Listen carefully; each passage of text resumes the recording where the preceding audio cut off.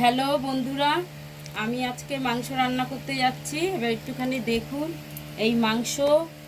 এই হচ্ছে আমার আলু, পেঁয়াজ, আর হচ্ছে আদা বাটা, রসুন বাটা, লঙ্কা বাটা, আর হচ্ছে এই যে কড়াতে তেল দিচ্ছি। এবার বাকি জিনিসটা পরে দেখাচ্ছি। তেল গরম হয়ে গেছে, এখন আলু দিচ্ছি। আলুটা ভেজে নিই ভালো করে।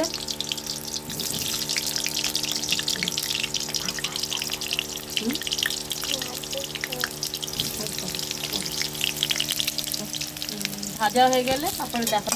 গাইস আমার আলুটা ভাজা হয়ে গেছে। এখন এবার এটা পেঁয়াজ দেবো।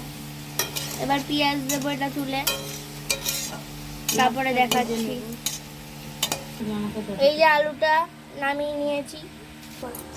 এই গোটা গরম মশলা আর শুকনো লঙ্কা দিলাম। এইবার তেজপাতা দেব।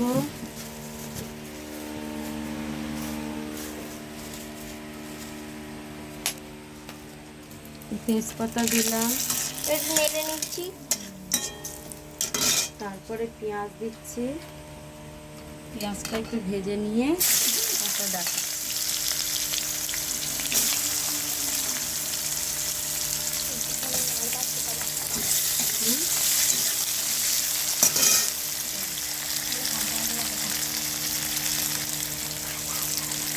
ভাজা হয়ে গেলে তারপরে দেখাচ্ছি। পেঁয়াজটা কিন্তু লাল করে ভেজে নিতে হবে একটুখানি। পেঁয়াজটা ভাজা হয়ে গেছে বন্ধু। এবার এবার মশলাটা দিচ্ছি।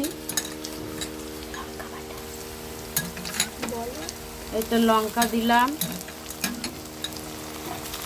লঙ্কাটা কিন্তু বেটে দেওয়া হয়েছে। তারপরে আদা বাটা,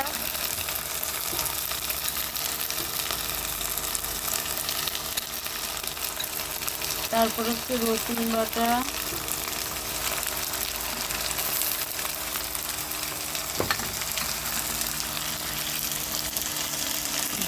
তারপরে নেড়ে নেবো। দেখতে থাকুন কি কি হয়।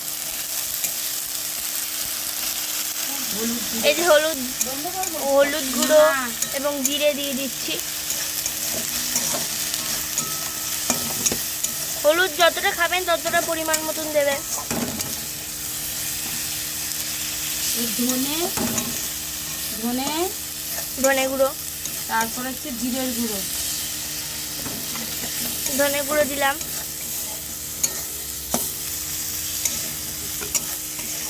জিরে গুঁড়ো দেওয়া হয়ে গেছে। তারপর লবণ দিলাম, স্বাদ মতো লবণ দিয়ে দেবেন। তারপরে একটুখানি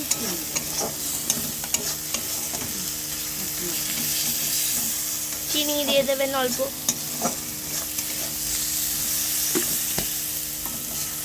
চিনি নাও দিতে পারেন, এটা স্বাদের জন্য দেওয়া হয়। তারপরে মাংসটা দিয়ে দিলাম।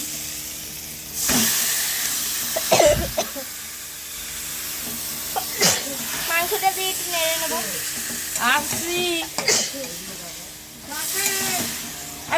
এটা কিন্তু ভালো করে নাড়তে হবে।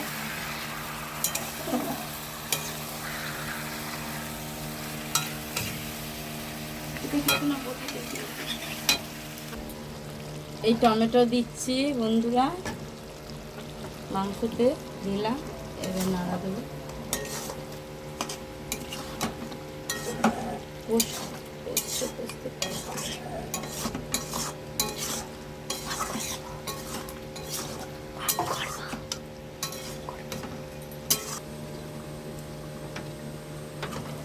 চাপা দিয়ে দিলাম।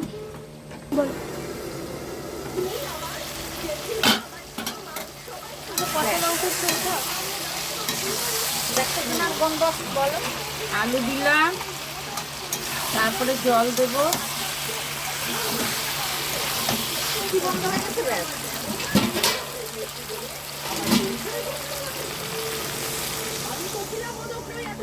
জল দিয়ে দিলাম।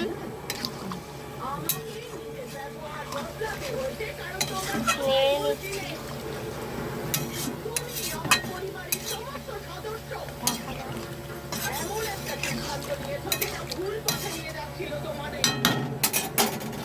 ঢাকা দিয়ে দিলাম।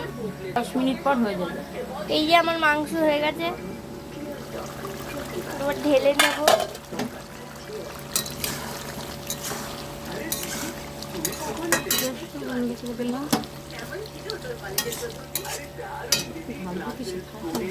চলো এবার নামিয়ে দেবো, সেটা আর দেখাবো না।